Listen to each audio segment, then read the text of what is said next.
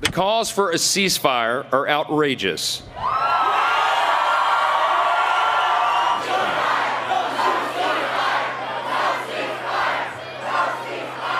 No ceasefire, chanted the crowd at the March for Israel rally in Washington, D.C., as the Israeli government have now killed over 11,000 Palestinians, which, according to the Washington Post, is 1 out of every 200 people. And thousands upon thousands more injured. I'll get to more on that after this clip, but I'm going to show a couple of clips from this pro-war rally that they call the March for Israel rally in Washington. First here, the Mike Johnson clip. So this is the new Speaker of the House, the Republican Mike Johnson, who's as far right as they come on every single issue. Here, Trita Parsi writes, difficult to see how a demonstration demanding that the carnage continues can be called anything other than a pro-war rally. Also difficult to see how this serves Israel's interest in the long run. Check this out. The calls for a ceasefire are outrageous.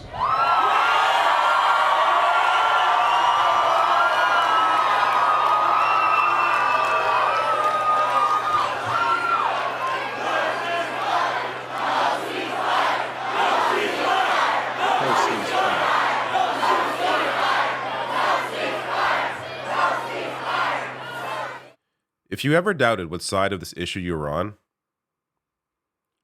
look at these supporters. This isn't one person in a crowd with a stupid sign. This is the entire crowd chanting no ceasefire, as over 11,000 Palestinians have been killed by the Israeli government in Gaza, half of them children.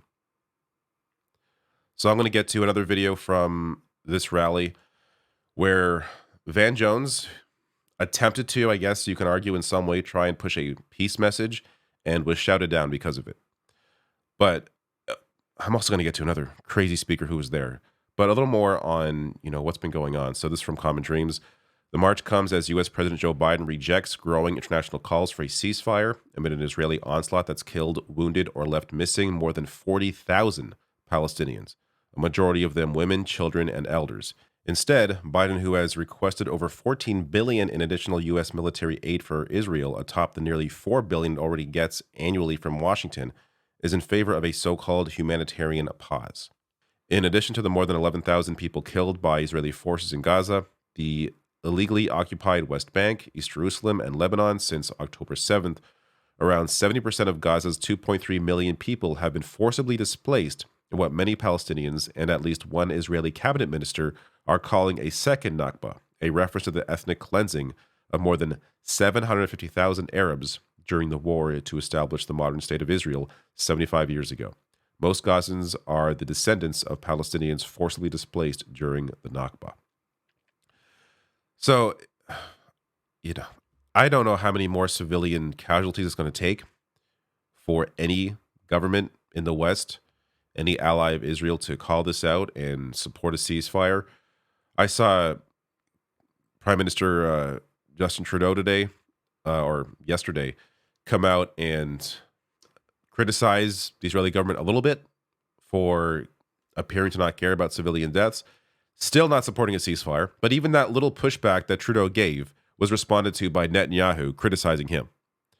If you're already going to be criticized by Netanyahu for calling out how many civilians Israel has killed, why not just support the ceasefire? Especially, you go back in history, Canada was against the Iraq War. Why now must Canada be a follower, along with the US and the UK, in backing Israel, when there's examples in the past of them bucking that trend and being with the rest of the UN? But a little more from this rally. So this March for Israel rally also featured a speaker who said God sent Hitler to help create Jewish state. Yeah, this guy is, before I even get to this, described by Ben Lorber here, who is co-authoring a book on anti-Semitism. He calls him the most powerful anti-Semite in America. This guy, at that speech, the March for Israel speech, the most powerful anti-Semite in America. Christian Zionist leader, Pastor John Hagee, channels his triumphalist, war-hungry imperial theology before a massive crowd of Jews whom he views as cannon fodder for the end times. Truly chilling moment. So I'll play this a bit in the window. It's not really worth listening to this man, though. Israel is the apple of God's eye. Israel is the shining city on the hill.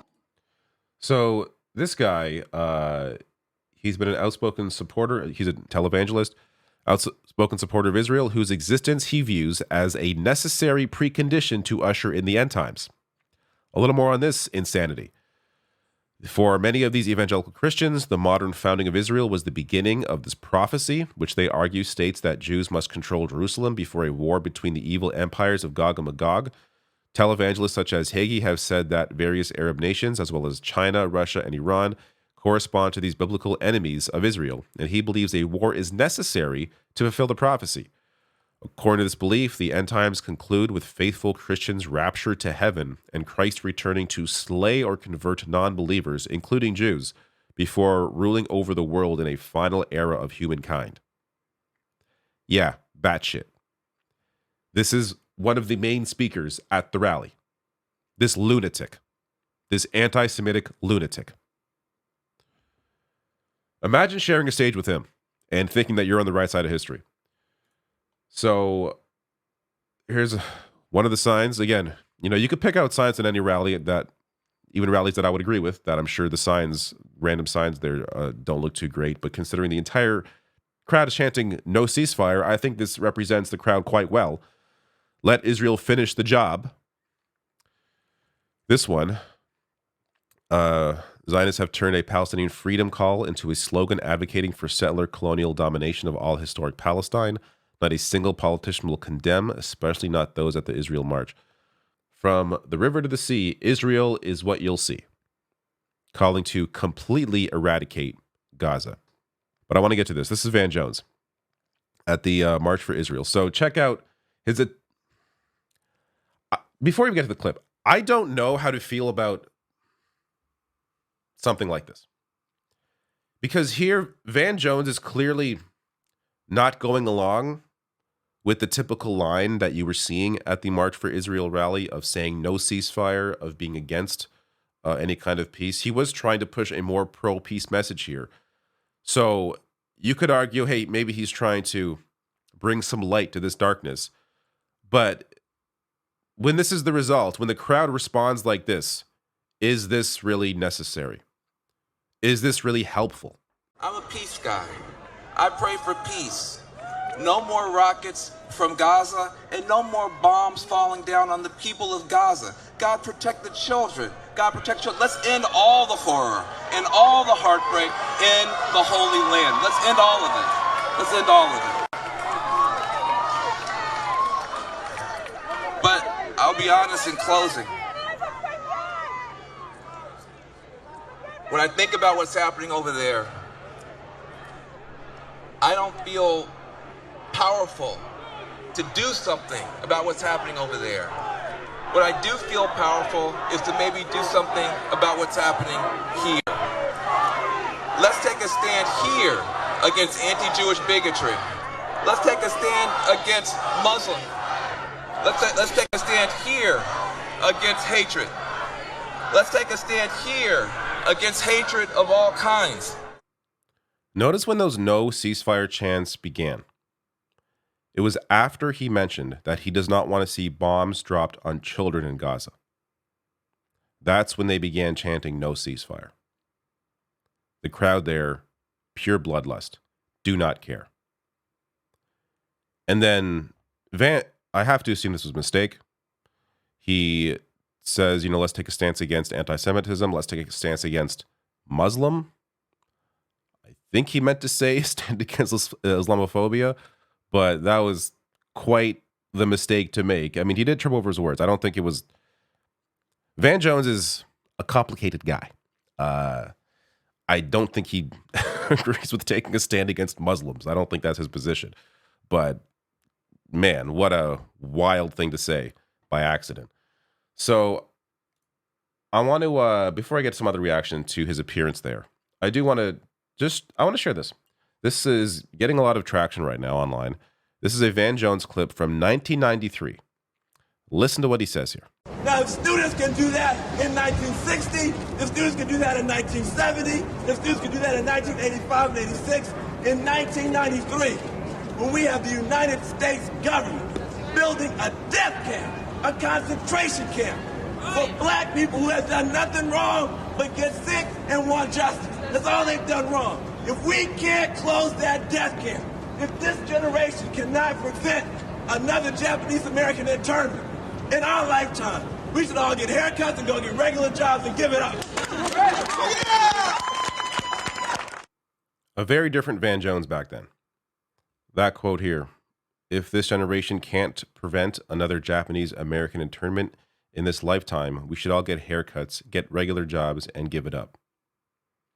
Van Jones got a haircut, got a regular job, and is showing up at a pro-Israel rally, as they have killed over 11,000 civilians, half of them children.